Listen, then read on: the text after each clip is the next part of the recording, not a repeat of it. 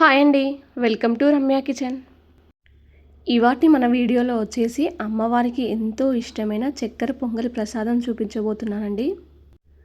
చక్కెర పొంగలి ప్రసాదం చేయడం కష్టం అనుకుంటారండి, కానీ సింపుల్ ప్రాసెస్లో మీకు ఈ వీడియోలో చూపించబోతున్నాను. ఎక్కడా కూడా వీడియో స్కిప్ చేయకుండా చూడండి, మీకు ఈజీగా అర్థమవుతుందండి. మీరు ఫస్ట్ టైం చేసినా కూడా పర్ఫెక్ట్గా వస్తుందండి. నేను ప్రసాదం కోసమని ఇత్తడి గిన్నె తీసుకున్నానండి. మీరు మామూలు గిన్నె తీసుకొని చేసుకున్నా కూడా సేమ్ ఇదే ప్రాసెస్ అండి. టేస్ట్ ఏం మారదు. ఒక పావు కప్పు వరకు పెసరపప్పు వేసుకోండి. గ్యాస్ సిమ్లో పెట్టేసుకొని ఫ్రై చేసుకోండి. మీరు గ్యాస్ అనేది హైలో పెట్టేసుకుంటే పప్పు అనేది మాడిపోతుందండి. ప్రసాదం అనేది టేస్ట్ కూడా మారిపోతుందండి మనకు. ఇలా పప్పు ఫ్రై చేయడం వలన ప్రసాదం అనేది మరింత టేస్ట్ వస్తుందండి మనకు. పావు కప్పు పెసరపప్పుకు ఒక కప్పు వరకు బియ్యం తీసుకోండి. కరెక్ట్ క్వాంటిటీ సరిపోతుందండి మనకు. బియ్యాన్ని నేను కడగకుండా తీసుకున్నానండి. అలాగే పప్పు వేగిన తర్వాత మాత్రమే బియ్యం తీసుకోవాలండి.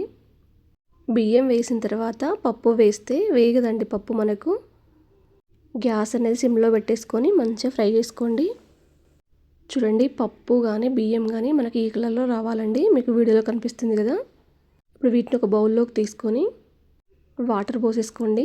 పోసి 2 సార్లు బాగా వాష్ చేసుకోండి. ఇప్పుడు పూర్తిగా వాటర్ పంపేసి మరొక 2 గ్లాసులు పోసుకొని ఒక 10 నిమిషాలు కానీ మీకు టైం ఉంటే ఒక అర్ధగంట సేపు నానబెట్టండి.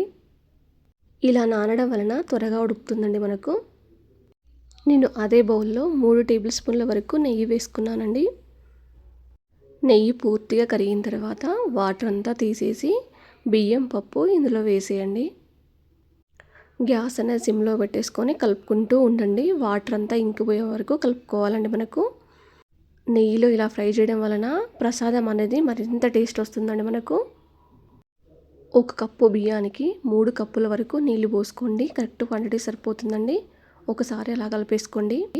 గ్యాస్ అనేది హైలో పెట్టేసుకుంటే ఒక 5 నిమిషాల్లో మనకు అన్నం అనేది ఉడికిపోతుందండి.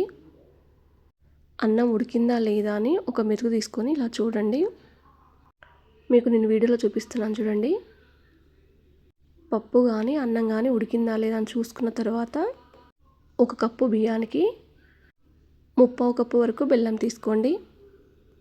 మనం చక్కెర పొంగల్ చేస్తున్నాం కాబట్టి 1/2 కప్పు వరకు షుగర్ తీసుకోండి. కరెక్ట్ క్వాంటిటీ సరిపోతుందండి. మీరు స్వీట్ కొంచెం ఎక్కువగా తినే వాళ్ళైతే 1 కప్పు వరకు బెల్లం తీసుకోండి, సరిపోతుందండి.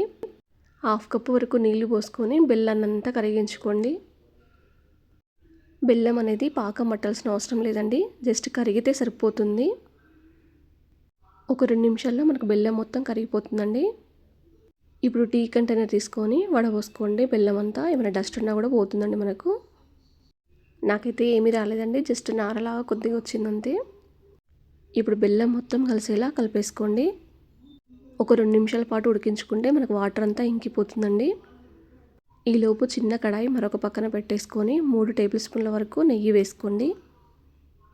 నెయ్యి పూర్తిగా కరిగిన తర్వాత దీంట్లో చిన్నగా కట్ చేసుకున్న పచ్చి కొబ్బరి ముక్కలు వేసుకోండి.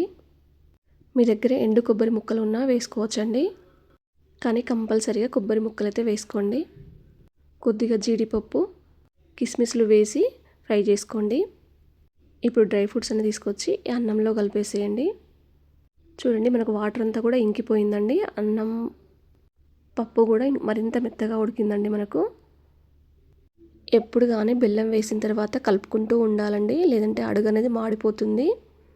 అలాగే బెల్లం వేసిన తర్వాత పప్పు కానీ అన్నం కానీ ఉడకదండి. బెల్లం వేయకముందే మనకు కొంచెం పొడి పొడిగా కానీ అన్నం మెత్తగా కానీ ఉడకబెట్టేసుకోవాలండి. దీంట్లో ఒక 1/2 టీ స్పూన్ వరకు ఇలాచీ పౌడర్, కొద్దిగా ముద్ద కర్పూరం వేసుకోండి. లేదు అంటే కొద్దిగా సాల్ట్ వేసుకోండి. మనకు స్వీట్ రెసిపీలోకి కొద్దిగా సాల్ట్ కానీ వేసుకుంటే కొంచెం టేస్ట్ అనేది తెలుస్తుందండి.